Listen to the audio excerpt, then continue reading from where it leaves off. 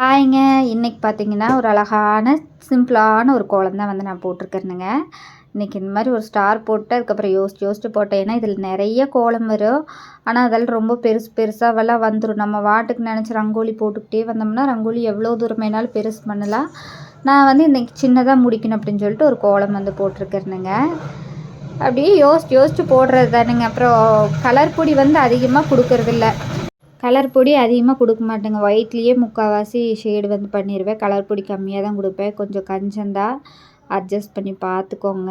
பொங்கலுக்கு நம்ம நல்லா கலர் பொடி கொடுத்து சூப்பராக கோலம் போட்டுடலாம். இன்றைக்கி வந்து செவ்வாய்க்கிழமை அப்படிங்கிறதுனால நான் வந்து இன்றைக்கி இந்த நட்சத்திரம் வந்து போட்டிருக்கிறேன். ஸோ ஒயிட்லேயே ஷேடு கொடுத்துட்டேன். அதாவது நம்ம கோலம் போடத்தான் அதில் இன்னுமே நம்ம எப்படி போடலாம், இன்னும் இப்படி டிசைன் பண்ணலாம், அப்படி டிசைன் பண்ணலான்னு தோணும். கலர் கொடுக்குறது அது மாதிரி தான், இப்படி கொடுக்கலாம் அப்படி கொடுக்கலான்னு தோணுமில்ல. இது கோலத்தில் தான் இல்லைங்க, நம்ம செய்கிற வேலை எல்லாத்துலேயுமே அப்படித்தான். இப்போ நம்ம ஒரு வேலை செய்கிறோன்னா அதை செஞ்சுட்டே இருக்கும்போது இதை ஈஸியாக முடிக்கிறது இப்படி இப்படி பண்ணலாமா அப்படி பண்ணலாமா அப்படிங்கிற அனுபவமெல்லாம் நமக்கு கிடைக்கும் பாருங்கள். அதே தான் சேம் இதில் இருக்கிற மாதிரியே தான் அதுவும். அதனால தான் ஒரு வேலையை செய்யும்போது நல்லா செஞ்சுக்கிட்டே இருந்தோன்னா அதில் அனுபவம் நம்மளுக்கு கிடைக்கும். நம்மளுக்கு செய்கிறது ஈஸி அப்படின்னு நம்ம சொல்கிறது. அப்படித்தானே நான் அப்படி தான் நினைக்கிறேன். ஏன்னா ஒரு வேலை நம்ம செஞ்சுட்டே இருக்கும்போது அதனோட ஈஸியான ட்ரிக்ஸ் எல்லாம் நமக்கு தெரியும். அந்த மாதிரி தான் நான் நினைக்கிறேன். நீங்கள் என்ன நினைக்கிறீங்கன்னு சொல்லுங்கள்.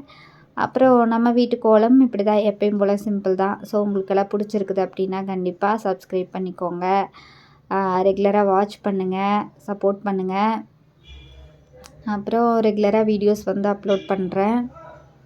இப்போ பார்த்தீங்கன்னா ஒயிட் கலர் இங்கே கொடுத்துட்டுனா மறுபடியும் பாருங்கள் எல்லோ கலர் கொடுப்பேன். இது எதுக்குன்னா அதுக்கு அந்த ஒயிட் நான் கொடுக்காமே எல்லோவே கொடுத்துருக்கலாமே எல்லாத்துலேயும் அப்படின்னு அதுக்கப்புறம் எனக்கு தோணுச்சு.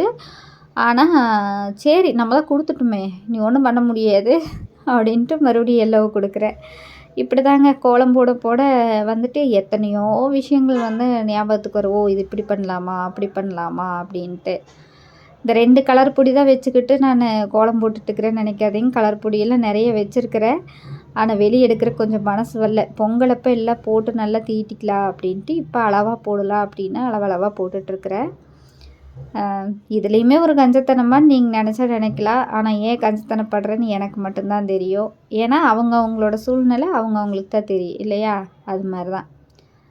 ஸோ பார்த்திங்கன்னா நானாக உட்காந்து சரி இதுக்கு கொடுக்கலாம் அதுக்கு கொடுக்கலாம், இதை பண்ணலாம் அதை பண்ணலாம் அப்படின்ட்டு கலர் கொடுத்துட்ருக்குறேன். ஸோ நீங்களுமே ஒரு வேலை செய்கிறீங்க அப்படின்னா இது மாதிரி தான் அனுபவத்தை தெரிஞ்சுக்கோங்க. அதே மாதிரி எனக்கெல்லாம் கோலமே வராது, எனக்கெல்லாம் மெஹந்தியே வராது அப்படின்னு நினைக்கிறவங்கெல்லாம் ப்ராக்டிஸ் பண்ணால் கண்டிப்பாக எல்லாமே வந்துடும். நான் என்ன பிறக்கும்போதேவா கையில் வித்தையோடு பிறந்தேன்? இல்லை போக போக தானே எல்லாமே கற்றுக்கிட்டேன். அந்த மாதிரி தான் எல்லாருமே அப்படி தான். நீங்களும் போக போக எல்லாமே கற்றுக்கலாம். நீங்கள் ட்ரை பண்ணிகிட்டே இருந்தீங்கன்னா அவங்களுக்கே வந்துடும். ஸோ கோலம் நல்லா இருக்குதான்னு சொல்லுங்கள். பிடிச்சிருந்தா லைக் பண்ணுங்கள், சப்ஸ்கிரைப் பண்ணிக்கோங்க, ரெகுலராக வாட்ச் பண்ணுங்கள். நன்றிங்க.